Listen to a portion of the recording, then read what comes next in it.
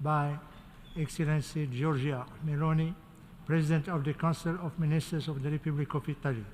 I request the protocol to escort Her Excellency.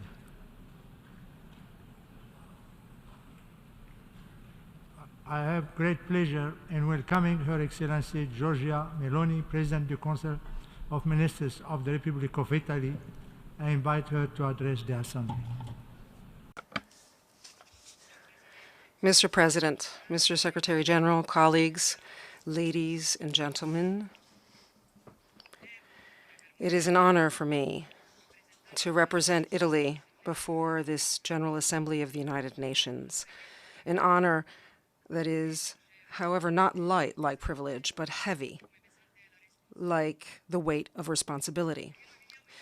Because we live in complex times of continuous emergencies and change, and we cannot afford the luxury of words of circumstance, of lofty principles that have never been realized, of easy choices in place of the right ones. We need to look back at the profound meaning of what gave life to this place, the community of nations and peoples that are reflected in the United Nations Charter of 1945, which was created to find shared solutions that could guarantee peace and prosperity. There are basically two fundamental premises that give meaning to these halls. On one hand, there are nations that exist because they reflect humankind's innate need to feel a sense of belonging to a community, to a certain people, and to be able to share with others the same historical memory, the same laws, the same customs and traditions, in a word, one's identity. On the other hand, there is the aspiration of these nations that are different from each other to find a place where to resolve international disputes through an instrument that may be more difficult to use, but is definitely more effective than resorting to force, that is, the instrument of reason. If these two premises, the nation and reason, are still the foundation of our action, then we must reject the utopistic and self-serving narrative of those who say that a world without nations, without borders, and without identity would be a world without war and conflict. And just as fiercely, we must thwart the return to the use of force as a tool to resolve international conflict. Russia's war of invasion of Ukraine tells us precisely this, that against those who want to take us back to a world of dominion, neo-imperial wars, which we thought we had done away with in the past century, reason can still prevail. And the love of country, the value of the nation, can still be safeguarded beyond the unimaginable. It's up to us, each and every one of us, to decide on what side of history we want to stand in good conscience. But let's not fool ourselves, because this is what's at stake: the choice between nation and chaos and between reason and prevarication. Italy made a clear choice as to where it stands. It did so out of a sense of justice and because it is aware of how difficult it would be to govern a world in which the upper hand is given to those who bombard civilian infrastructure, hoping to bring a people to its knees with cold and darkness, to those who weaponize energy and blackmail developing nations, blocking exports of grain, the raw material needed to feed millions of people. The repercussions of the conflict in Ukraine overwhelm us all like a domino effect, but mainly impact nations of the world south. It's a war waged not only against Ukraine, but against the poorest nations. Italy's attention is particularly focused on Africa, where nations already beleaguered by long periods of drought and by the effects of climate change are now faced with a situation compounded by food insecurity, making them more vulnerable to instability and easier prey for terrorism and fundamentalism. And this is a choice: to create chaos and spread it. And in this chaos that produces tens of millions of people potentially in search of better living conditions, are infiltrated criminal networks that profit from desperation to collect easy billions. They are the traffickers of human beings that organize the trade of illegal mass immigration.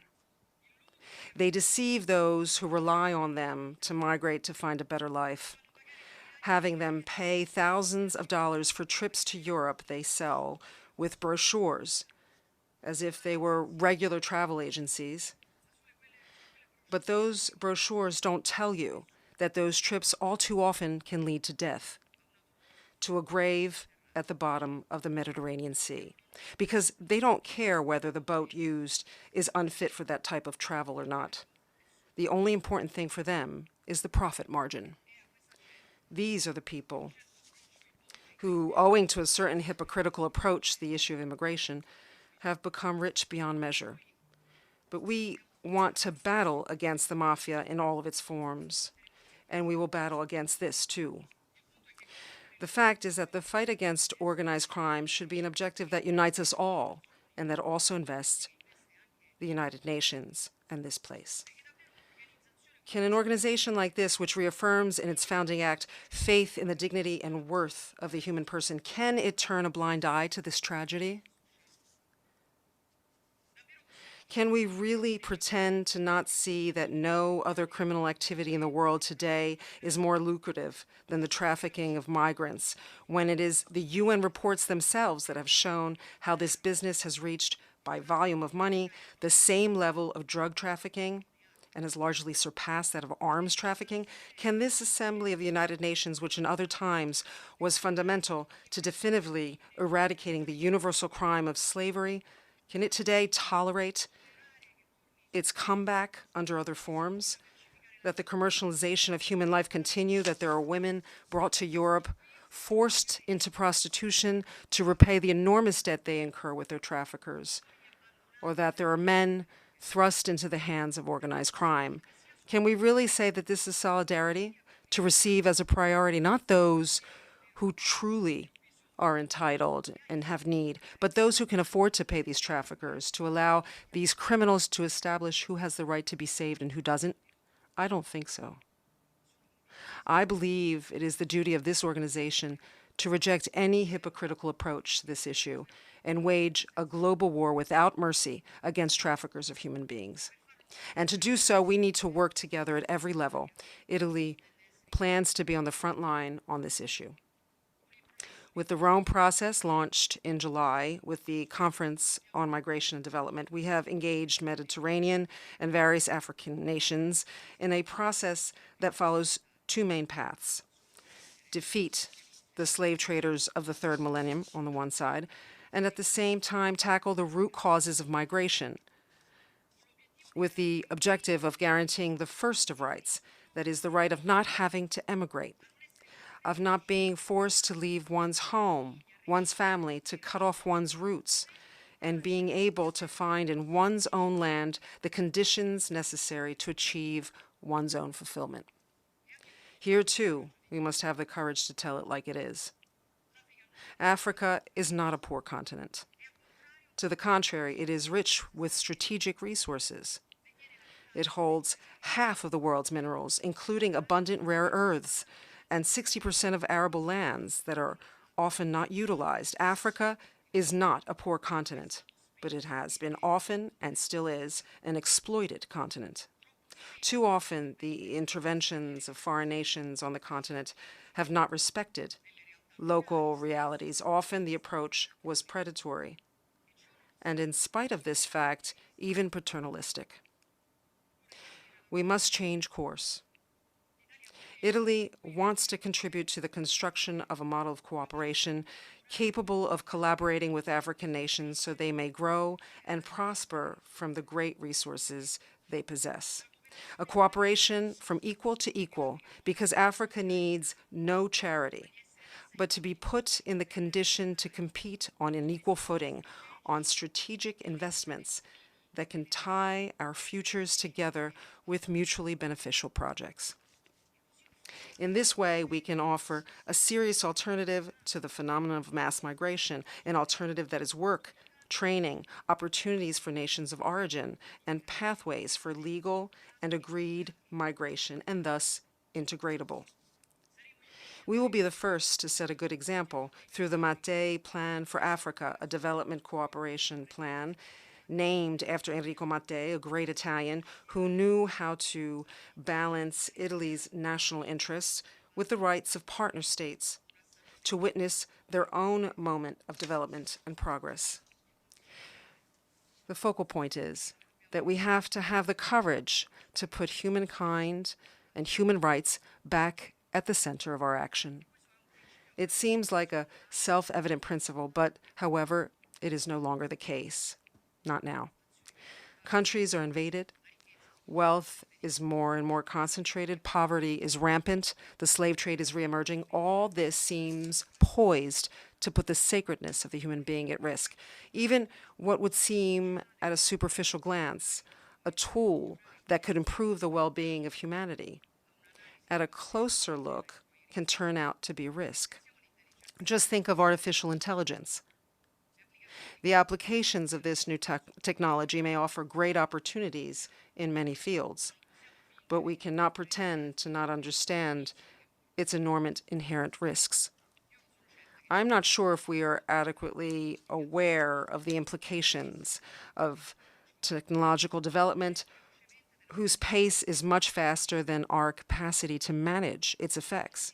We were used to progress that aimed to optimize human capacities, while today we are dealing with progress that risks replacing human capacities. Because if in the past this replacement focused on physical tasks so that humans could dedicate themselves to intellectual and organizational work, today the human intellect risks being replaced with consequences that could be devastating, particularly for the job market. More and more people will no longer be necessary in a world ever dominated by disparities, by the concentration of power and wealth in the hands of the few. This is not the world we want. And so I think we should not mistake this dominion for a free zone without rules. We need global governance mechanisms that ensure that these technologies respect ethical boundaries, that technological evolution is put to the service of humanity and not vice versa. We must guarantee the practical application of the concept of algorithmics, that is, ethics for algorithms. There are some of the major themes that Italy plans to put at the center of the G7 in 2024. But these are mainly issues that are the responsibility of the United Nations. These are enormous challenges that we will not be able to tackle if we do not also acknowledge our limitations as nations and as part of the multilateral system. For this reason, Italy supports the need for a reform of the Security Council that will make it more representative, transparent, and effective. A council that can guarantee a fair geographical distribution of seats and that can strengthen regional representation as well, that emerges from an order frozen in time established by outcomes of a conflict that ended 80 years ago, in another century, in another millennium, so that everyone has the opportunity to demonstrate their worth at the present time. On these and many other issues, we will be tested in our capacities to govern our times and in our ability to do what here in this Assembly Hall on the 2nd of October, 1979, a great man, a saint and statesman like Pope John Paul II recalled. That is, that political activity, whether national or international, comes from the human being. It is practiced by the human being, and it is meant for the human being. Thank you all for your attention. On behalf of the Assembly, I wish to